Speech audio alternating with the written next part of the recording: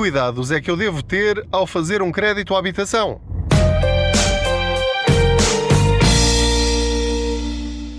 Olá, eu sou o Pedro Anderson, jornalista especializado em finanças pessoais e aproveito as minhas viagens de carro para falar consigo sobre dinheiro. Faço de conta que você vai aqui sentado ou sentado ao meu lado e falamos sobre dinheiro, como podemos ter mais dinheiro ao fim de cada mês, como podemos poupar, investir, no fundo pôr o dinheiro a trabalhar para nós.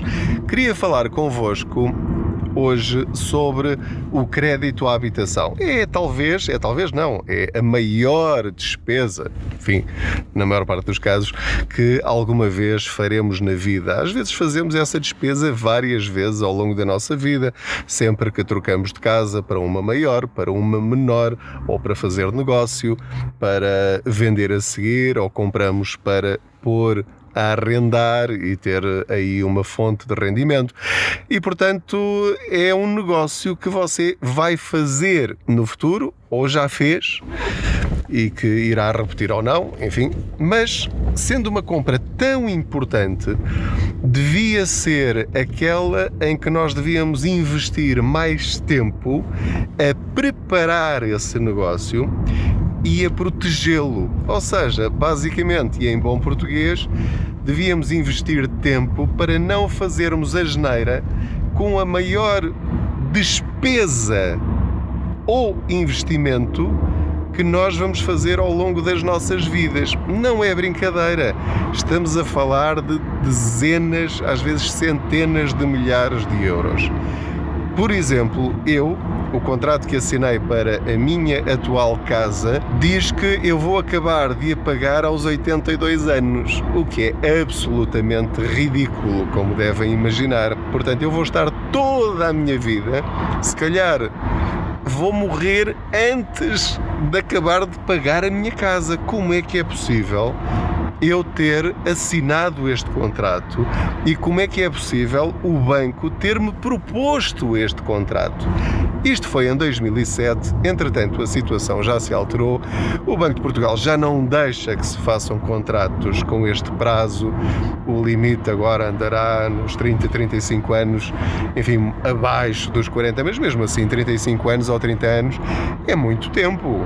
Se nós pensarmos que, enfim, vamos trabalhar 40 anos, não é? 40 e tal anos, é a nossa vida inteira de trabalho, praticamente. E, portanto, não deve ser uma coisa tratada de ânimo leve, como eu acho que a maior parte trata. E quando eu digo de ânimo leve, enfim, não é tão de ânimo leve, não é chegar ao banco e assinar e está feito. Não, as pessoas fazem uma pesquisazinha, vão a 3 ou 4 bancos, perguntam pelo spread, perguntam quanto é que isto me vai custar por mês, quanto é que eu tenho de dar de entrada, e depois, conforme as suas possibilidades, escolhe ali a melhor opçãozinha e vamos embora. Isto há de correr tudo bem, desde que eu consiga pagar esta prestação. Está feito, já tenho a minha casinha. Isto, embora não esteja errado, é completamente insuficiente. Mas completamente. Se fizer só isto, tanto pode ter sorte no sentido de até conseguiu boas condições no mercado na altura e teve um bom spread, apanhou um indivíduo à frente, um funcionário bancário que até o ajudou a escolher ali se calhar 2 ou 3 boas opções ou as melhores opções que havia disponíveis na altura e pronto, e está feito, fez a escritura, está todo contente, convidou os amigos para inaugurar a casa. E a partir de agora, pronto, é pagar o IMI, as prestações ao banco e depois vai começar a perceber-se que o seguro de vida sobe e que vai ter mais dificuldade ou menos dificuldade em pagar a prestação conforme a evolução do Euribor. Mas isso são coisas que você só vai aperceber-se lá mais para a frente. E nessa altura pode já ser tarde demais, ou pode ser já muito difícil conseguir as melhores alternativas possíveis na altura em que fez o contrato. Ou seja, é daquelas situações em que é absolutamente essencial começar com o pé direito, como se costuma dizer. Porque pau que nasce torto, agora isto são vários provérbios seguidos, tarde ou nunca se endireita. E eu acho que muitos contratos de crédito à habitação nasceram para lá de tortos. Porquê? Por falta de literacia financeira. Então, quais são alguns aspectos a que você deve ter muita atenção quando se preparar para comprar uma casa? Primeiro, antes de ter já uma casa em vista, convém fazer o seu trabalho de casa para saber quanto dinheiro é que você poderá pedir emprestado ao banco, sendo que o ideal é pedir o mínimo possível.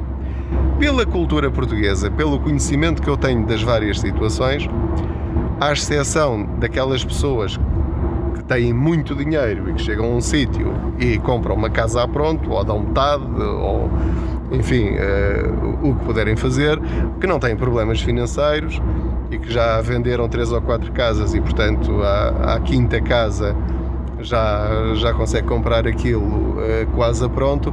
A maior parte de nós vai ter de pedir quase a totalidade do valor que a casa custa. Portanto, estamos a endividar-nos durante décadas. Nós às vezes achamos que os bancos dão dinheiro fácil, e a verdade é que a sensação é essa, e eles querem passar essa sensação. Mas lembre-se sempre que quanto mais dinheiro pedir, quantos mais anos você pedir, mais eles estão a ganhar. É do interesse deles que você peça o máximo possível durante o maior número de anos possível, sendo que querem ter o mínimo de garantias de que você não falha em nenhum pagamento. Este é o negócio dos bancos. Você, por outro lado, em vez de ter como atitude inicial, deixa-me pedir o máximo possível do banco para eu conseguir a melhor casa que eu quero ter e pagar a menor prestação possível, o ideal é você pensar: eu quero esta casa. Já escolheu a casa, já sabe até onde pode ir sem prejudicar o seu eu do futuro e a sua família do futuro.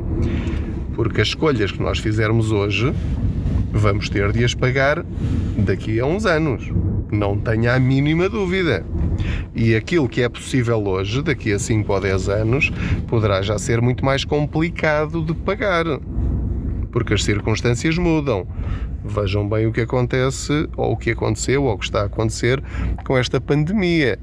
Portanto, pessoas que sempre puderam cumprir com os seus compromissos, de repente, sem terem culpa absolutamente nenhuma, deixaram de o poder fazer.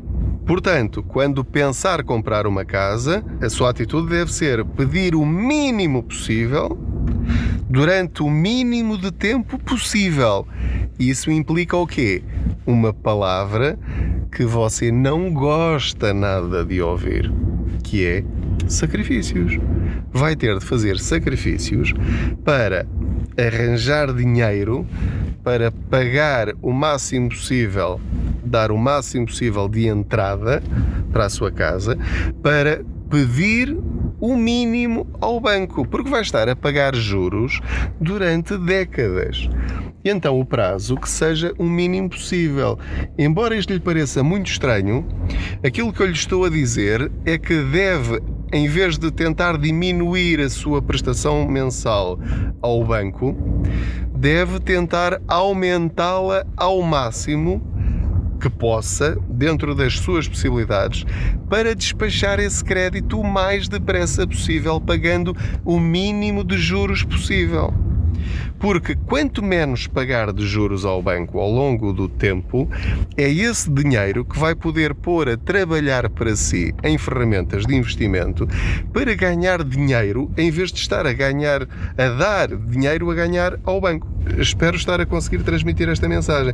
Cada 100 euros que você dá ao banco são 100 euros que você não está a pôr em ferramentas de investimento, em que esses 100 euros vão estar a pagar-lhe 5, 6, 7, 8, 9 ou 10% de juros. Em vez disso, está a pagar juros ao banco de 3, 4%, às vezes até mais, dependendo da TAEG, porque não pense que é só o spread. Não, o spread está ligado a muitas outras coisas. Neste caso a Euribor está negativa, mas vai ficar positiva lá mais para a frente. Daqui a alguns anos, não sabemos exatamente quantos, talvez 3, 4, 5, 6, não sabemos. Mas a acrescentar a isso, ainda tem o seguro de vida, as comissões bancárias, as anuidades dos cartões de crédito que é obrigado a ter.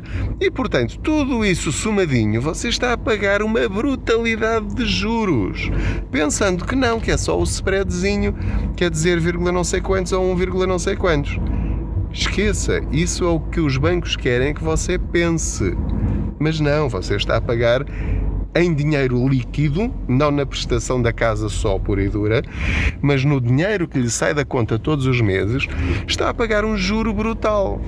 Está a alimentar os bancos porque lhes pediu dinheiro emprestado o máximo possível durante o máximo de tempo possível.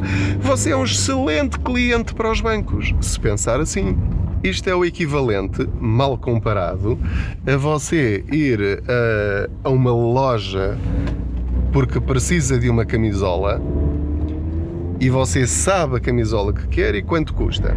Mas depois, como pode pagar em prestações, o vendedor da loja convence-o a levar não apenas aquela camisola, mais 3 ou 4, que são até mais caras do que aquela que você precisa, simplesmente porque pode ficar a pagar aquelas camisolas durante 3 anos. E como só lhe sai €1 por mês, você fica todo contente porque durante 3 anos vai estar a pagar 5 camisolas a €1 por mês. Saiu-lhe baratíssimo? Não! Saíram-lhe essas camisolas ao preço do ouro. É isto que nós temos de perceber. Nós entregamos o nosso dinheiro de mão beijada sem necessidade nenhuma. Voltando um bocadinho atrás, isto exige sacrifício porquê? Porque ao estar disposto a pagar uma mensalidade maior, vamos imaginar 500 € em vez de 350, mas para despachar o seu crédito à habitação em 20 anos em vez de 30, é uma escolha que você tem de fazer. Tem de pensar se calhar a mais longo prazo, porque essa sua casa, em vez de lhe custar, você na escritura pagou 100.000 €. Se pagar a 30 anos, essa casa se calhar vai ficar-lhe em 180.000 €. Mas se pagar apenas em 20, se calhar vai ficar-lhe em 130.000 €. Com esses milhares de euros que ficam no seu bolso, depois aí entram as segundas escolhas, que é aquilo que nós queremos da nossa vida. Porque é que nós queremos o dinheiro?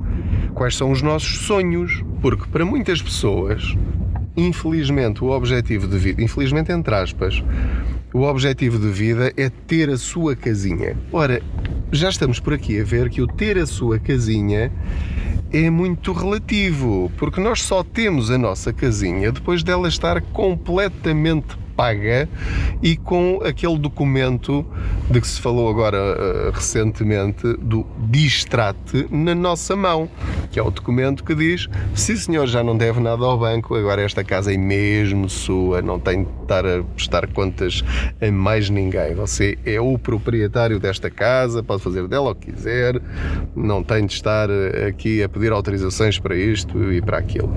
Portanto, isso é o sonho de ter uma casa paga, completamente paga. Comprar uma casa e ter um crédito à habitação durante 30 ou 40 anos não é ter uma casinha, é ter um crédito à habitação. Isso é completamente diferente. Quando nós mudamos a nossa perspectiva, começamos a ver as coisas também de outra maneira. Deixem-me só aqui estacionar o carro.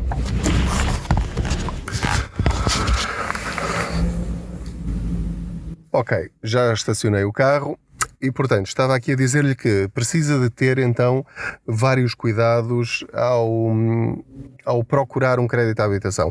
Não vá só ao seu banco de sempre, porque muito provavelmente vão fazer-lhe uma proposta razoável, se for um cliente já de longa data, etc., vão fazer-lhe uma atençãozinha, mas as melhores opções muitas vezes estão em bancos que você não está à espera, que não conhece ou até tem medo de abrir lá uma conta. Aqueles bancos mais pequeninos, bancos digitais, ou mesmo outros bancos, grandes bancos que querem fazer concorrência e têm uma promoção especificamente naquele mês, naquela semana em que você está à procura. Isso acontece muitas vezes. Portanto, vá, por favor, ao maior número de bancos possível pedir simulações para o mesmo valor e para o mesmo prazo. Portanto, não peça, por favor, prazos diferentes, valores diferentes, porque depois não consegue comparar. Portanto, este é o primeiro ponto e é o principal. Fazer uma excelente pesquisa de mercado. Há vários sites que permitem fazer isso de uma forma até genérica. Estou a lembrar-me assim de repente do Compara Já. Não sei se a DECO também tem um comparador de crédito à habitação. Depois tem várias empresas que o podem ajudar nisso também. Tem o Doutor Finanças, tem a Decisões e Soluções, tem a Max Finance. Lembro-me sempre destas três. Se houver mais, podem deixar nos comentários, em que vocês contactam essas empresas e elas ajudam-vos a escolher qual será o melhor crédito que elas têm disponível dentro das parcerias com os bancos que elas têm. Mas elas recebem uma comissão por parte desses bancos, não é uma coisa que lhe saia assim do bolso. No fundo é um serviço gratuito para si, pago pelos bancos, porque passam a ser intermediários de crédito. Portanto, nunca ir só ao seu banco pedir o crédito, porque no seu banco ou em qualquer um dos outros, a resposta provavelmente vai ser sim. Se você estiver empregado, com um contrato ou nos quadros, se tiver um rendimento razoável, se não tiver uma taxa de esforço muito elevada, eles querem é dar créditos. Portanto, a dificuldade aqui não é o dizer que sim, exceto em determinadas circunstâncias, como é evidente. Aqui, o que lhe interessa a si é, sim, ter o spread mais baixo, mas não apenas o spread, a TAEG, que é o conjunto de todas as taxas e taxinhas que incluem, sim, o spread também, mas tudo o resto. Tem de ver se pode fazer o seguro de vida fora do grupo do banco. Isso é uma enorme vantagem, porque sempre que conseguir fazer mais barato e melhorar as coberturas, não tem de lhes dar cavaco. Tem de ver se não é obrigado a fazer um PPR miserável, porque pode querer fazer um PPR, mas nunca valha realmente a pena, e não estar apenas a encher-lhes os bolsos ao grupo, não ao banco, pondo lá dinheiro que não lhe vai render praticamente nada. Pronto, tem de ver todas essas condiçõezinhas que eles vão querer obrigá-lo a fazer. Portanto, só aqui tem estes três pilares a que deve dar atenção. O prazo deve ser o mínimo possível para despachar a sua casa o mais depressa possível e ser dono dela realmente, e aproveite para amortizar sempre que puder, juntando dinheiro para amortizar quando o Euribor subir para valores positivos. Até lá ponha o seu dinheiro a render, mas com esse objetivo, é mesmo para usar para esse fim lá mais para a frente. Portanto, o prazo, o spread e o valor a pedir deve ser o mínimo possível. Se está a pensar comprar uma casa, se é um jovem, ou mesmo que não seja um jovem, mas está a pensar comprar uma casa daqui a alguns anos, então comece já a juntar com esse objetivo. Tenha, por favor, 30 mil euros para dar como entrada para essa casa. Quanto mais dinheiro você der de entrada, menor será a prestação, menor será a sua taxa de esforço, melhor será a sua vida nos anos em que tiver de pagar o crédito à habitação. Depois queria dar-lhe uma outra dica bónus, chamemos-lhe assim, que é, nos primeiros anos do seu crédito à habitação, nos primeiros 3, 4, 5 anos do seu crédito à habitação, amortize tudo aquilo que conseguir. Porquê? Porque é aí que os juros vão ser mais proporcionais à despesa. Portanto, no princípio, quando paga mais juros, porque depois os juros seguintes serão sobre o valor em dívida. Então, já deu 20, 25, 30 mil euros de entrada. Então, se você conseguir amortizar mais 10 mil, 15 mil, 20 mil euros nesses primeiros 3 anos, ainda vai beneficiar mais desse seu esforço nos anos seguintes. O esforço deve ser feito logo no princípio e não no final. No final, pronto, aí o objetivo é diferente, que é despachar o crédito o mais depressa possível. Se lhe faltarem 20 mil, 15 mil, 10 mil euros para acabar o seu crédito à habitação, faça um esforço nessa reta final, como os atletas quando estão perto do fim da corrida, e faça aí um esforço valente e acabe com isso o mais depressa possível.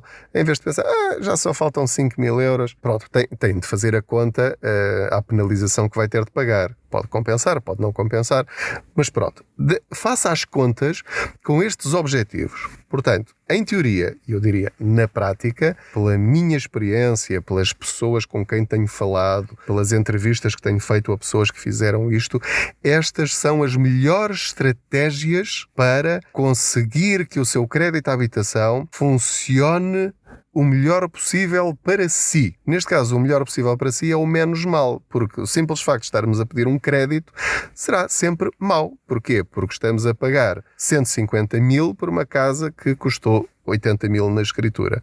E é isso que nós temos de ter noção.